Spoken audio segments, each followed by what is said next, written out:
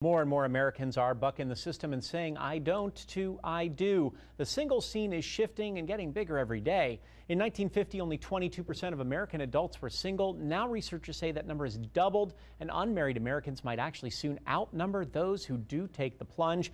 Our area's singles are being celebrated this month's issue of South Magazine. Two of the hottest, according to the magazine, right here, and I agree. Dr. David Davies and, of course, News 3's own Meredith Lay. Ladies first, Meredith. They said, okay, you're going to be one of the hottest singles in Savannah. How does that make you feel?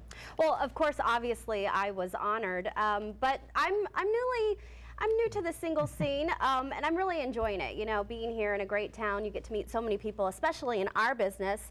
So, you know, it's kind of nice to be recognized for something like that. Obviously, Dr. Davies, it used to be sort of a stigma to be, oh, you're the single guy somewhere out there, but it really is being celebrated a little bit more than it used to be. Yeah, I think, you know, if you're out there and you're being social and you try to focus on your communication skills a little bit better, it helps, you know, and you're allowed to kind of mingle now because you're single. As a woman, of course, in Savannah, it's got to be different than man. I want to get each perspective. You know, what's it like being a woman and being single in Savannah? Of course, you have a lot of fellas that come and they want to talk to you, but I personally like that quiet time. You know, it's not something that you get a lot.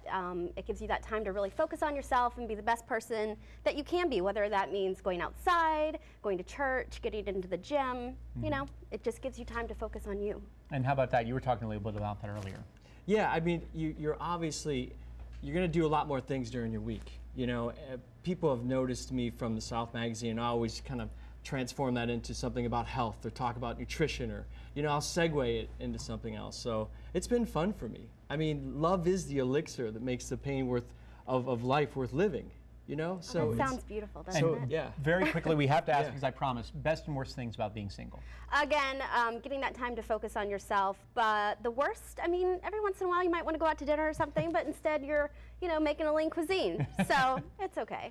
And Dr. Davies?